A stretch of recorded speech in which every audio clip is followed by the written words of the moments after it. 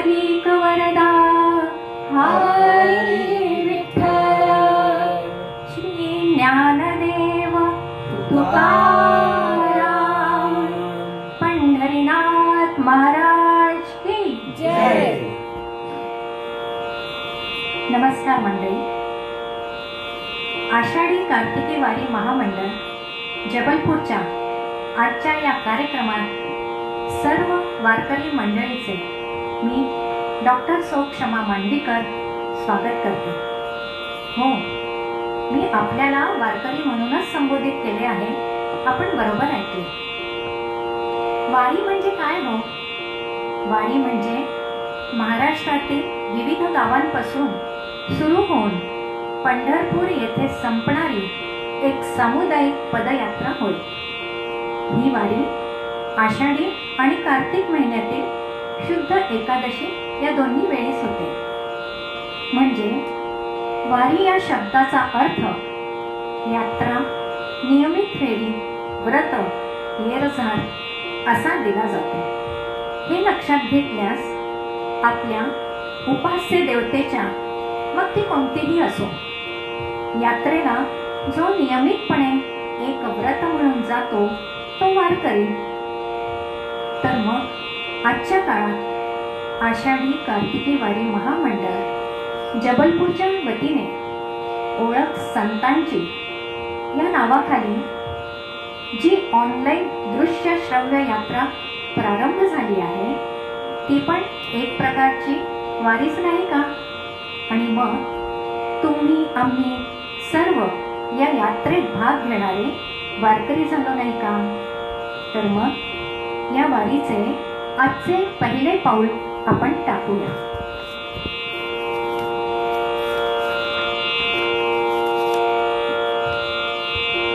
रसिक श्रोते हो, संत ज्ञानेश्वरांनी आपल्या ग्रंथांच्या सुरुवातीला शारदेला नमन करताना म्हटले आहे की जी शब्दांचा नित्य नवनवीन विलास करते, जी शब्द, भाषा, गद्य, पद्य, काव्य, गीत, आवाज, श्रुती, स्वर, सूर, तान, आलाप, गायन आदीने विश्वाला मोहून टाकते, ती चातुर्याची, अर्थाची आणि सर्व कलांची देवता आहे. त्या शारदेला मी नमन करतो. तर आज ओळख संतांची अभंगाद्वारे या अभिनव कार्यक्रमात आजच्या कलाकार सौ संध्या पाठक सर्वप्रथम वागेश्वरी सरस्वतीला नमन करून आपल्या स्वरयात्रेला प्रारंभ करीत आहे. हार्मोनियमवर आणि तबल्यावर साथ देत आहे आपल्या शहराचे उत्कृष्ट वादक कलाकार श्री गिरीश दर्शने आणि श्री प्रद्युम्न कायंदे. सोबतच टाळची संगत करीत आहे कुमारी सुहासिनी कायंदे. तर ऐकूया, सादर आहे जय शारदे वागेश्वरी. जय शारदे वागेश्वरी, जय शारदे वागेश्वरी, विघ्नकन्यके विद्याकरी वागेश्वरी, वागेश्वरी, जय शारदे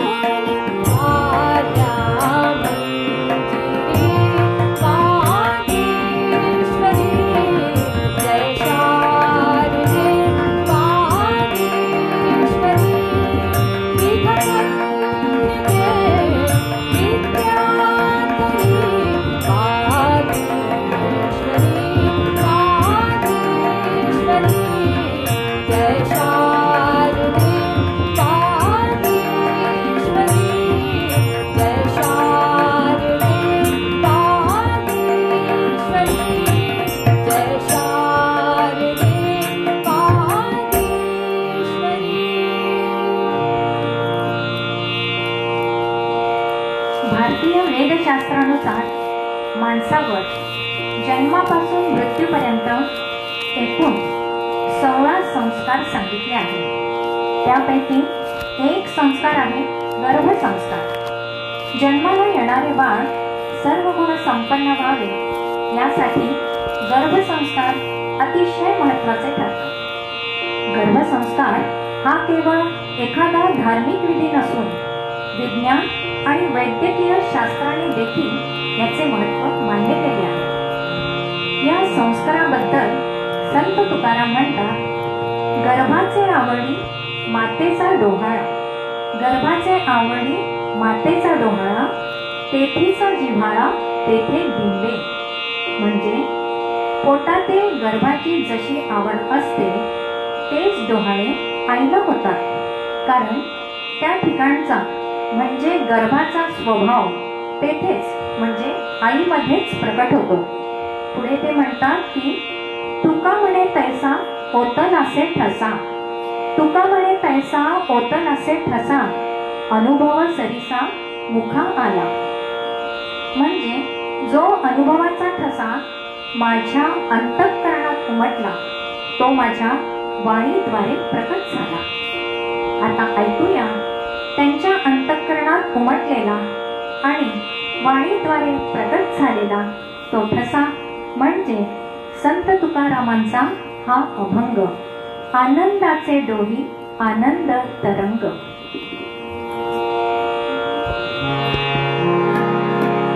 आनंदाचे डोही आनंद तरंग, आनंदाचे डोही आनंद तरंग, आनंदाचे डोही आनंद तरंग, आनंदाची अंग, आनंदाची अंग, आनंदाची अंग.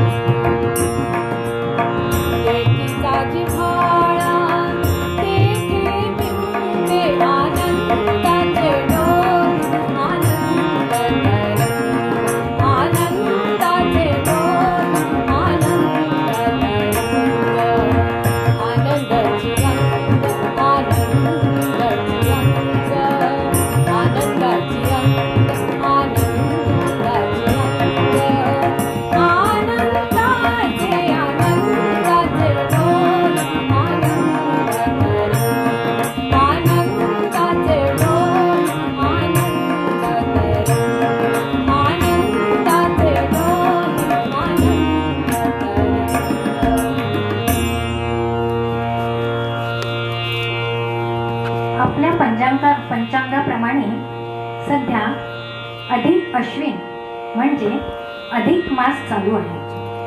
हिंदू पद्धतीचे कॅलेंडर चंद्राच्या पृथ्वीभोवती फिरण्यावर आधारलेले, तर इंग्रजी कॅलेंडर पृथ्वीच्या सूर्याभोवतीच्या भ्रमणावर आधारलेले.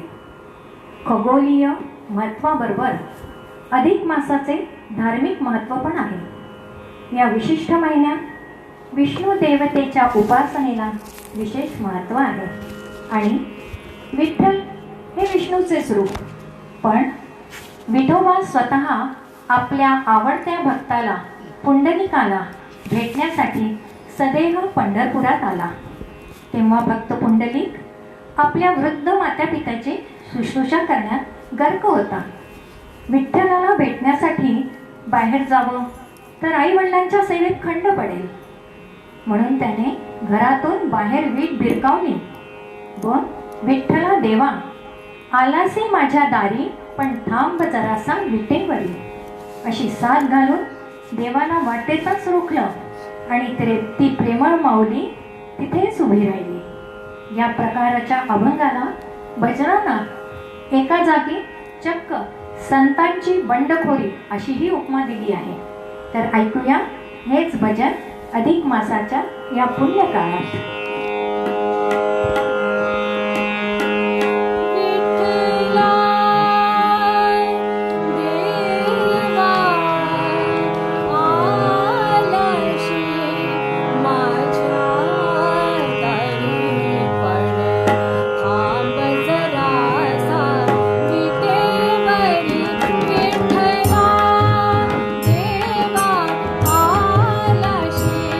माझ्या दारी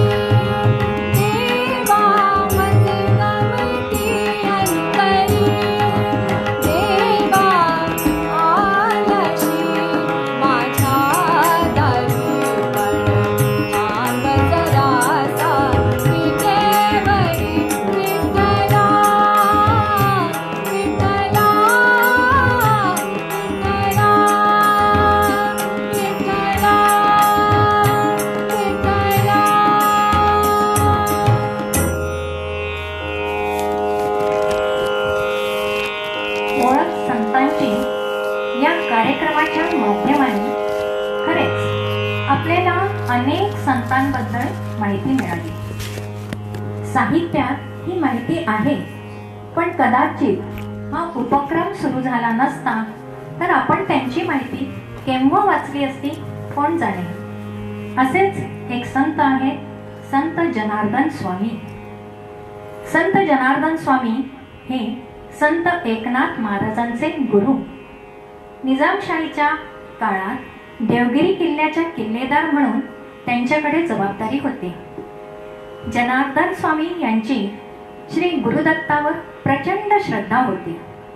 किल्ल्यावरील एका भुयाऱ्यासारख्या छोट्याशा जागेत ते तासनतास समाधिस्थ होत असत. येथेच त्यांना श्री गुरुदत्तात्रेयाचा साक्षात्कार झाला. एक गोष्ट निश्चितच, संत हे जन्मापासून संत नसतात. साधारण व्यक्ती आपल्या भक्ती साधनेने कर्माने संतांची स्थिती प्राप्त करतो आणि हे पण त्या सर्व शक्तिमान ईश्वरानेच योजलेले असते.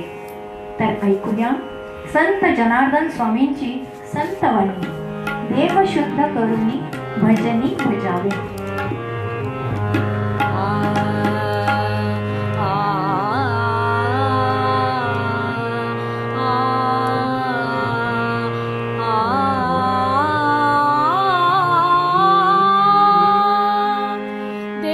शुद्ध करुणी भजनी भजावे. देह शुद्ध करुणी भजनी भजावे.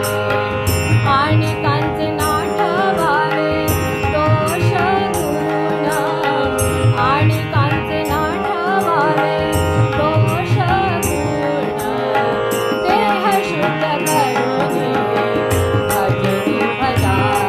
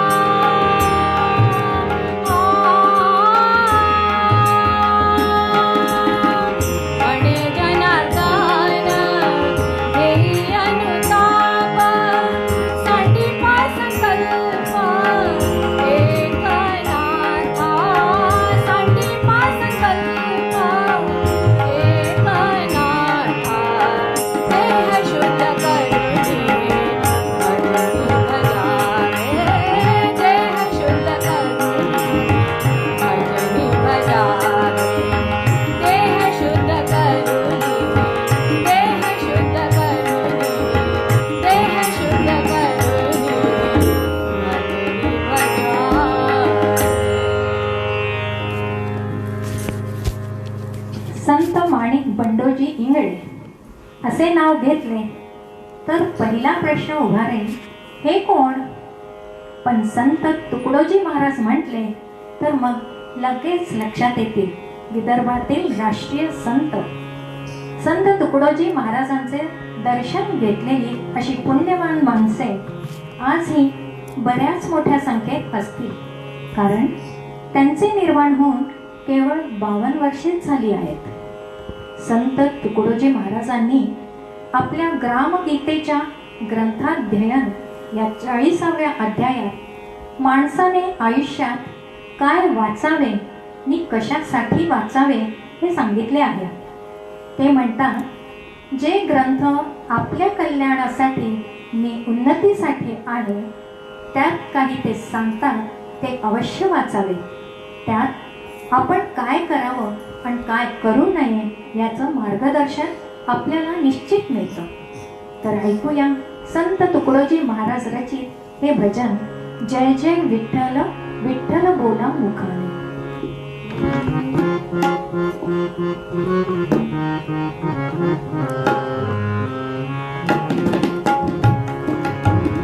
जय जय विठ्ठल विठ्ठल बोला मुखाने, गोविंद गोपाळ बोला. जय जय विठ्ठल विठ्ठल बोला मुखाने, गोविंद गोपाळ बोला.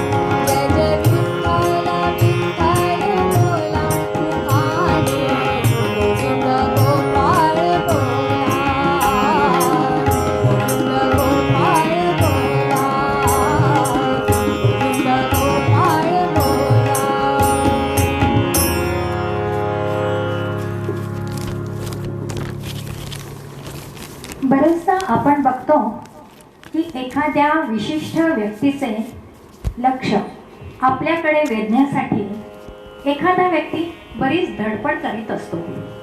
मग भक्ती मार्गावर जात असताना आपल्या प्रयत्नांना यश मिळून भगवंताने आपल्याकडे पाहावे अशी जर मनात इच्छा उत्पन्न होईल तर त्यात काय चुकीचे? पण ते सहज शक्य नसते. संतांची महिमा मात्र निराळी. संत तुकारामांची पांडुरंगावर अपार श्रद्धा आणि भक्ती होती.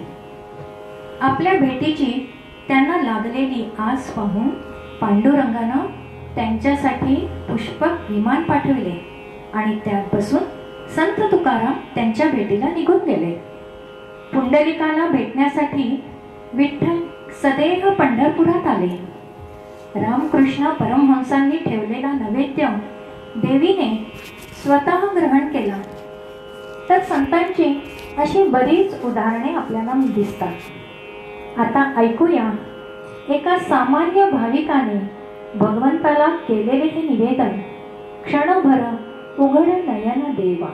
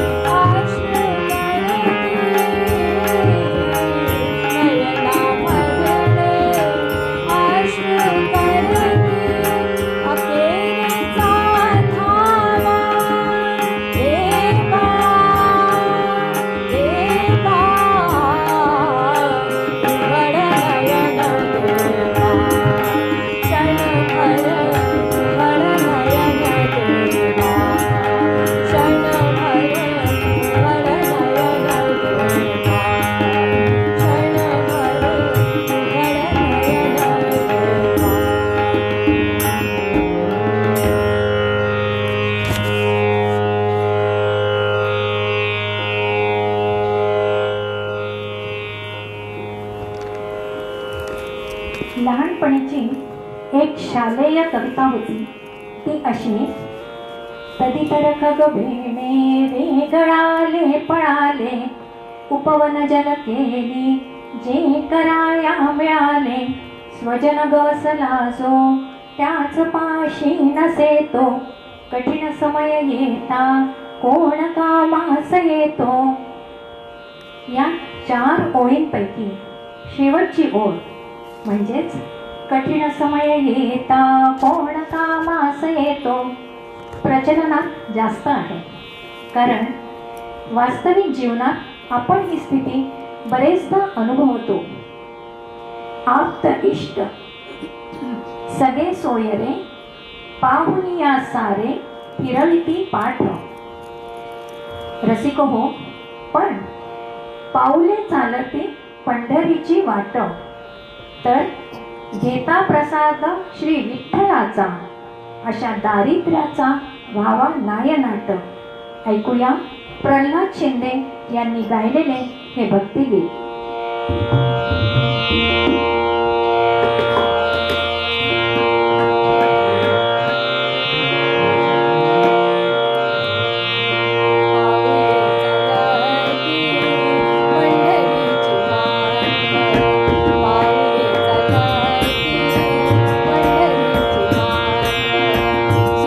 संसाराची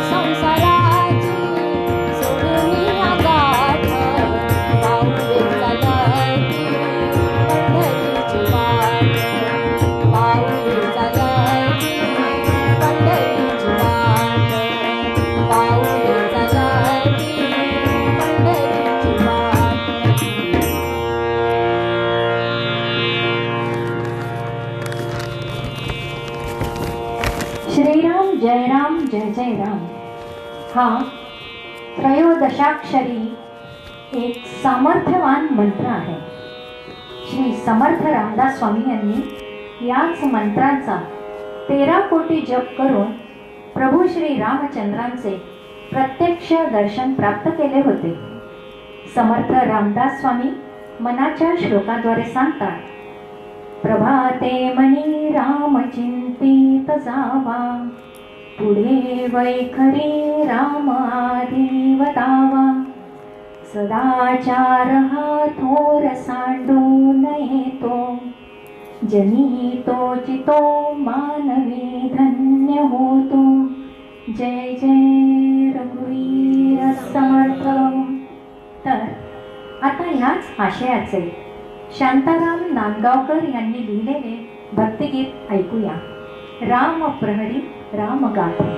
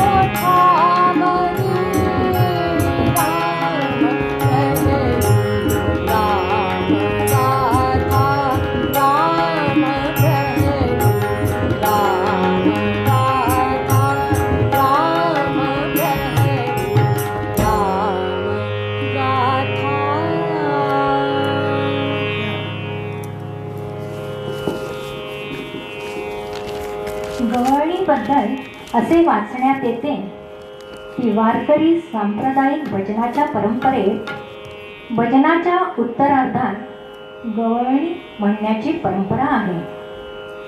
भजन संगीताच्या अंगाने आणि वाङ्मयीन भूमिकेतूनही हा प्रकार लोकप्रिय झाला आहे. गवळ हे मराठीतील भावपूर्ण रूपक काव्य आहे. संत ज्ञानदेव, संत नामदेव, संत तुकाराम महाराज, संत एकनाथ इत्यादी सर्वांच्या गाथांमध्ये गवळणी आढळतात. निरूपणाच्या अंगाने विचार केला तर गवळ हे भगवंताचे लीला संकीर्तन आहे. अध्यात्माचा अर्थ शृंगाराच्या माध्यमातून सांगण्यासाठी कृष्णाची लीला गवळणीतून मांडली गेली आहे. तर ऐकूया आता एक गवळण.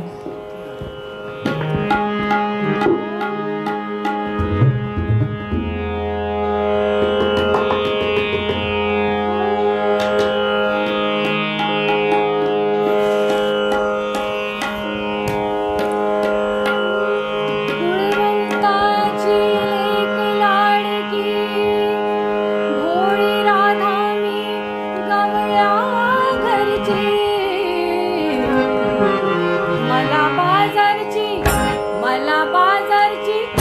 मला बाजारची लागली ओढना. मला बाजारची लागली ओढना. कान्हा सोडणारे वाट माझी सोडना.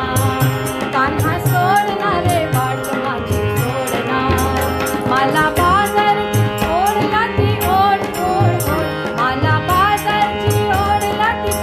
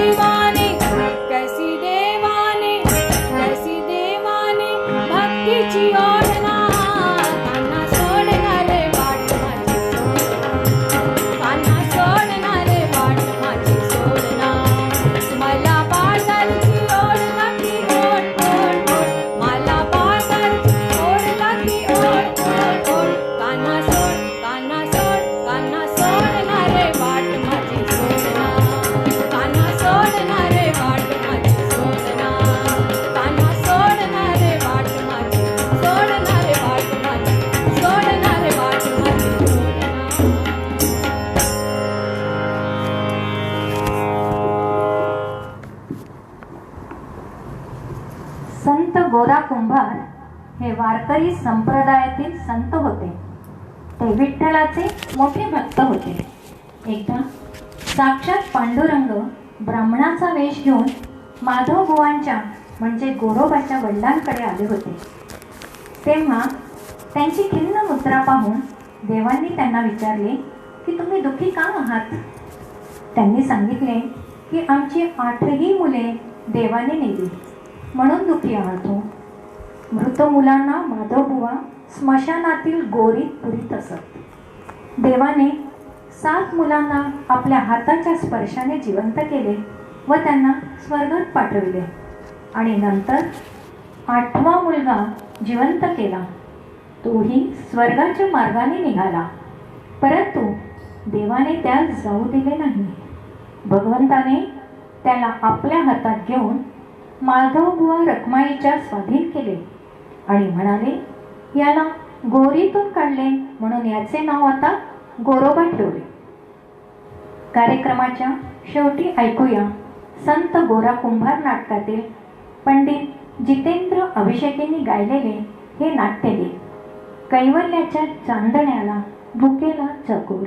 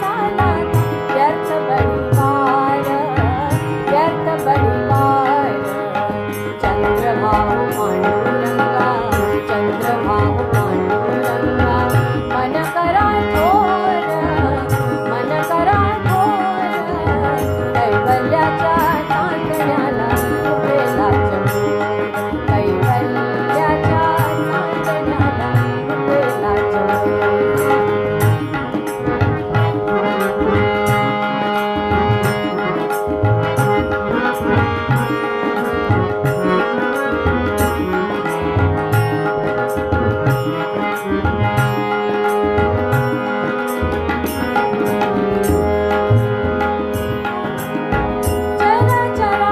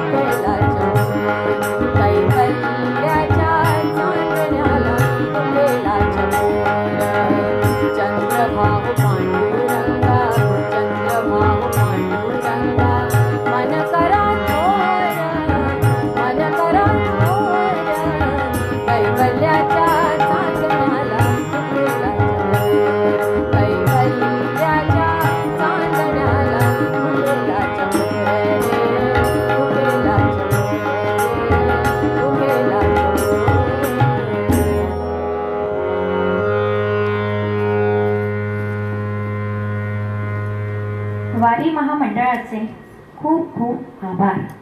आणि कौतुकाची बाब म्हणजे वारी महामंडळाने या कोरोना काळात वेगवेगळे प्रकल्प हातात घेतले आणि ते यशस्वी पण होत आहे.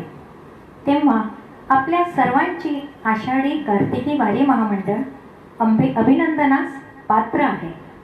आपल्या वारी महामंडळाचे यूट्यूबवर सर्व कार्यक्रम आपण पाहू शकता, ऐकू शकता. तेव्हा त्या चॅनलला सबस्क्राईब करावे ही आग्रहाची आपणा सर्वांना विनंती आहे. विशेष करून श्री संतोष गोडबोले यांचे खूप खूप आभार मानते. आणि खूप सुंदर कार्यक्रम आपण या ऑनलाईनद्वारे सुरू करत आहात.